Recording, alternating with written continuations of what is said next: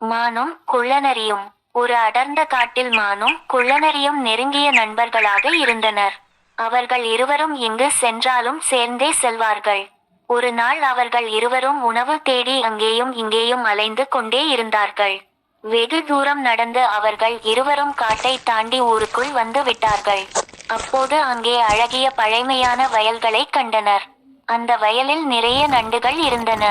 அப்போது அந்த குள்ளநரி மானிடம் சொன்னது, நண்பா, நீ சென்று புல் மேய், நான் நண்டுகளை பிடிக்க செல்கிறேன் என்று. இருவரும் தனித்தனியாக சென்றனர். அந்த குள்ளநரி நண்டுகளை பிடிக்க ஆரம்பித்தது. இந்த மானும் அங்கே புல் மேயத் தொடங்கியது. மான் நடந்து நடந்து சிறிது தூரம் புல் மேய்ந்து கொண்டே சென்றது. அப்போது வேட்டைக்காரன் ஒருவன் விரித்திருந்த வலையில் மான் மாட்டிக் கொண்டது. உடனே மான் சத்தமாக கத்த ஆரம்பித்தது. நண்பா, நான் வலையில் மாட்டிக்கொண்டேன், என்னை வந்து இதிலிருந்து காப்பாற்று என்று சத்தமாக கத்தியது. இதை கேட்ட குள்ளநரி, இது நம் நண்பனின் குரல் ஆச்சே, அவனுக்கு என்ன ஆயிற்று என்று மானை நோக்கி ஓடி வந்தது. அப்போது மான் அந்த வலையில் மாட்டியிருப்பதை பார்த்த குள்ளநரி மனதில் எண்ணியது, இந்த மானை இந்த வலையை விரித்த வேட்டைக்காரனும் அருகில் இல்லை, எங்கேயாவது தான் இருக்க வேண்டும். எனவே நான் எப்படியாவது இங்கிருந்து தப்பித்து செல்ல வேண்டும். என்னால் மானை காப்பாற்ற முடியாது என்று மனதில் எண்ணியது. மான் குள்ளநரியிடம், நண்பா, நீ எப்படியாவது இந்த வலையை கிழித்து என்னை இதிலிருந்து காப்பாற்று என்று கேட்டது. ஆனால் குள்ளநரி சொன்னது, நண்பா, நான் நண்டுகளை சாப்பிட்டதால் என் பல் மிகவும் வலியாக இருக்கிறது, என்னால் கண்படிப்பாக உன்னை இதிலிருந்து காப்பாற்ற முடியாது என்று சொல்லிக்கொண்டு தூரமாக ஓடியது. இதை பார்த்த மான் மிகவும் அதிர்ச்சி அடைந்து, இந்த இக்கட்டான நிலையில் நான் நெருங்கிய நண்பன் என்று எண்ணிக்கொண்டிருந்தவனே என்னை இப்படி ஏமாற்றி விட்டானே. ஒரு ஆபத்திலிருந்து கூட அவனால் என்னை காப்பாற்ற முடியவில்லை என்று எண்ணி வருந்தியது.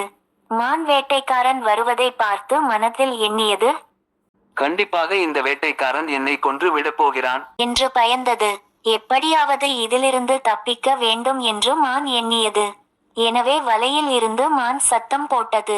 வேட்டைக்காரன் கையில் கம்பை எடுத்துக்கொண்டு வந்தான். அதை பார்த்துவிட்டு மான் திடீரென ஓடியது. வேட்டைக்காரன் அந்த மான் சென்று விட்டது. அதனால் இனி இதை கொல்ல வேண்டிய அவசியம் இல்லை என்று சொல்லியபடி இருந்த தடியை கீழே போட்டான். தடியை போட்டுக்கொண்டு வலையை எடுத்தான்.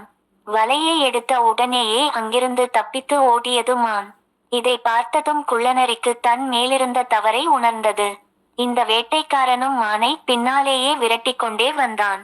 மானை சிறிது தூரம் விரட்டி ஓடி வந்த வேட்டைக்காரன் தடியை மானை நோக்கி எறிந்தான். ஆனால் குள்ளநரி திடீரென்று அங்கிருந்து தப்பிக்க முயற்சிக்கும் போது அந்த தடி மீது பட்டு குள்ளநரி கீழே விழுந்தது. உடனே வேட்டைக்காரன் வந்து அந்த குள்ளநரியை அடித்து கொன்றான். மான் அங்கிருந்து தப்பித்து உயிர் பிழைத்தது. நீதி: யாரையும் எளிதாக நம்ப வேண்டாம்.